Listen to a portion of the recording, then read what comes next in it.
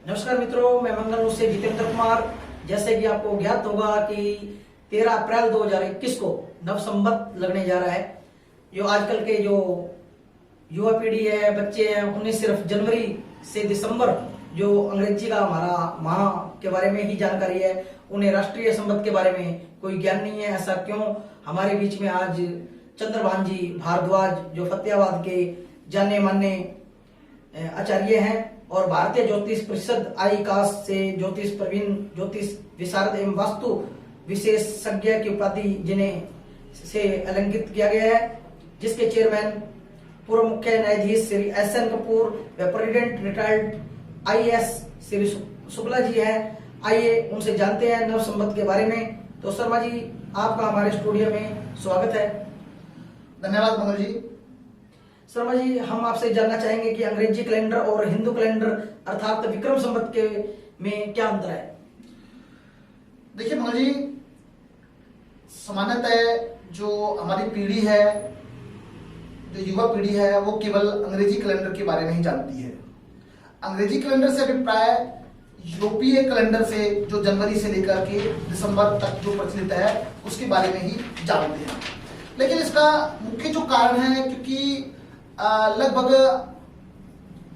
विश्व के ऊपर जो अंग्रेजों ने राज किया है, तो उस आधार पे ही जो यूरोपीय कैलेंडर है उससे ही लोग परिचित हैं। लेकिन हमारी जो भारतीय संस्कृति है, उस जो संस्कृति है वो हजारों वर्ष पूर्व और बड़ी श्रेष्ठ संस्कृति रही है। इसके अंदर कई कैलेंडर रहे हैं, जैसे कि हमारा हजारों वर्ष पूर्व शक संवत चलता था, और जो लगभग 57 ईसा पूर्व राजा विक्रमादित्य थे, उन्होंने एक जो कैलेंडर की शुरुआत की थी, जिसे विक्रमी संवत का जो नाम दिया गया है। और जो विक्रमी संवत है वो ज्यादा सटीक, क्योंकि ये हमारा ऋतुओं, ग्रह, नक्षत्र के ऊपर आधारित है। यह मनुष्य का प्रकृति के साथ ज्यादा तालमेल बिठाता है, तो इसलिए जो विक्रमी संवत है वो ज्यादा अनुकूल और ज्यादा सटीक है।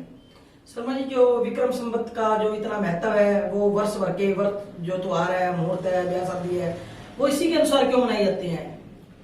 देखिए मंगल जी, जो हमारा विक्रमी संवत है, अर्थात हम लोग ये कहते हैं कि हमारे जो भारतीय वर्ष भर के जितने भी त्योहार हैं, व्रत हैं, उत्सव हैं, मुहूर्त है या शुभ अशुभ समय है, उसकी जो शुरुआत अर्थात जो पंचांग है, उसकी जो शुरुआत है वो विक्रमी संवत प्रतिपदा, जो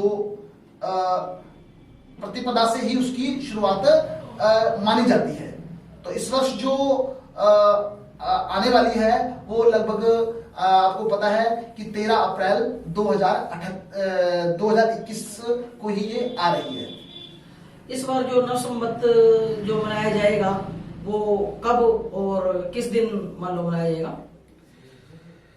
देखिए, इस बार जो हमारा विक्रमी संवत है, जिसको हम लोग नव संवत्सर या वर्ष प्रतिपदा या भारत के विभिन्न क्षेत्रों में इसको अलग अलग नाम से जाना जाता है, यह 13 अप्रैल 2021 से को मनाया जाएगा। ठीक है ना? अंग्रेजी और विक्रम संवत के अंतर को आसानी से आम आदमी कैसे जान सकते हैं? जी बिल्कुल। देखिए, संवत या हम लोग कहें कि भारत के अंदर अनेक प्रकार के कैलेंडर या अनेक प्रकार के पंचांग निर्मित रहे हैं, और जो इसको देखते हुए भारत सरकार ने सन 1957 में विक्रमी जो संवत है उसको राष्ट्रीय संवत माना गया है, और उसी के आधार पर ही हमारा जो विक्रमी संवत जो कैलेंडर है वो चलता है। और इसमें जो डिफरेंस आप देखते हो कि जो विक्रमी संवत और जो में जो 57 वर्ष का डिफरेंस है, तो जैसे मान लीजिए कि अभी हमारा 13 अप्रैल 2021 हमारा जो सन रहेगा, अगर 2021 में हम 57 अगर हम लोग जोड़ देते हैं तो 2078 आ जाता है। तो जो हमारा विक्रमी संवत रहेगा वो 2078 रहेगा।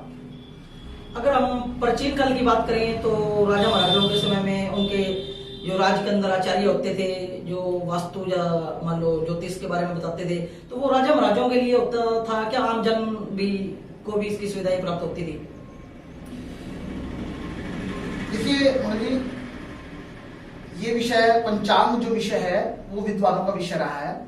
और आज भी अगर हम लोग पंचांग की का निर्माण हम लोग बात करते हैं, जैसे पंचांग से अभिप्राय है 5 अंग, जिसको हम लोग तिथि, वार, नक्षत्र, करण और योग, इनकी जो गणना है उसके आधार पर पंचांग निर्मित होता है।